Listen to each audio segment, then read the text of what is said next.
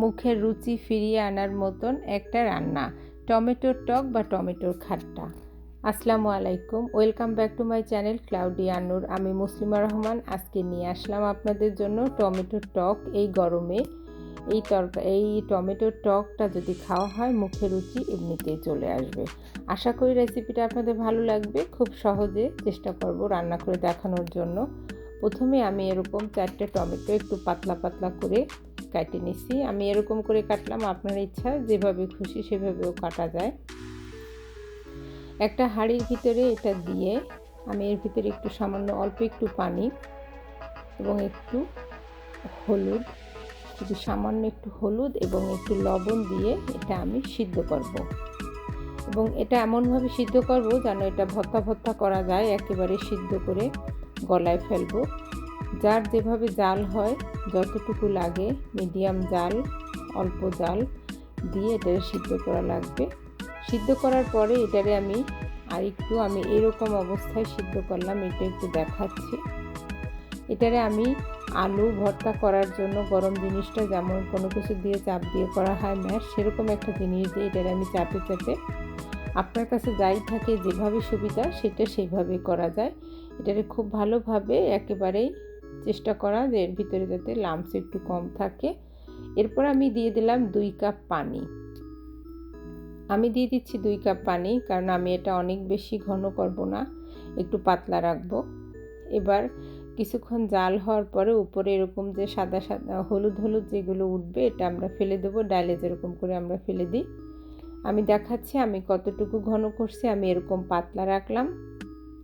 আপনার যদি মনে হয় আরেকটু পাতলা করবেন, আরেকটু পানি দেবেন। যদি মনে হয় আরেকটু ঘন, পানি একটু কমায় দেবেন। এইবার বাগার দেওয়ার পালা। বাগার হচ্ছে আসল টুইস্ট। এরকম 2 কোয়া রসুন পাতলা করে কাটে ফ্রাই প্যানে একটু তেল দিয়ে, রসুনটা একটু ভাজা হওয়ার পরে দিয়ে দিচ্ছি একটা শুকনো মরিচ 2 ফালি করা। এবার দিয়ে দিচ্ছি একটু সরিষা। সরিষাটা আমার কাছে সাদা সরিষা এবং কালো সরিষা দুটোই একসঙ্গে করা ছিল, তাই এটা দিয়ে দিলাম। সরিষাটা তেলের ভিতরে যখন একটু চুটচুট করে শব্দ হবে, তখন এটা দিয়ে একটু ভেঙে দেব। এবং এই রসুন, সরিষা, শুকনো মরিচ, এটার একটা ভাজার একটা অসম্ভব সুন্দর একটা ঘ্রাণ। এবার পুরো সেই টমেটোর সেই বাগারের পুরো তেলটা আমি এর ভিতরে দিয়ে দিলাম। দিয়ে এখন তো আসলে কি সুন্দর একটা ঘ্রাণ আসতেছে, বলে বোঝানো যাবে না। আপনারা যখন রান্না করে খাবেন তখন বুঝবেন। রান্না শেষের দিকে দিয়ে দিলাম আমি 3টা কাঁচামরিচ। যদি কারোর মরিচ লাগে একটু ভেঙে নেবে, ডলে নেবে ভাতের ভিতরে। এজন্য আলাদাভাবে মুখ ভেঙেও দিলাম না, একদম আস্ত দিয়ে দিলাম ইনটেক। রান্না প্রায় শেষের দিকে, ফিনিশিং টাচ আমি দিয়ে দেবো একটু ধনিয়া পাতা। এটা একেবারেই অপশনাল, দিলেও হয় না দিলেও হয়, আমার ভালো লাগে তাই আমি দিলাম। এর ভিতরে কিন্তু অনেক সময় অনেকে একটু যদি মিষ্টি পছন্দ করে তাহলে একটু চিনি দেওয়া যায়।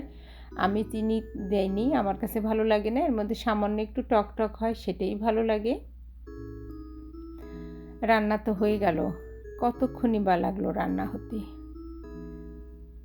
খুব অল্প সময়ে খুব স্বাস্থ্যকর একটা খাবার, মুখে রুচি ফিরিয়ে আনার মতন একটা খাবার চেষ্টা করলাম আপনাদের সাথে দেখানোর জন্য। আশা করি আপনাদের রান্নাটা ভালো লাগছে। যদি রান্নাটা ভালো লাগে কমেন্ট করে আমাকে জানাবেন। একটা সাবস্ক্রাইব করবেন, বেল বাটনে নোটিফিকেশন বাটনটা অন করে রাখবেন, যাতে আমার ভিডিওটা সবার আগে আপনাদের কাছে চলে যায়। সবাই ভালো থাকবেন।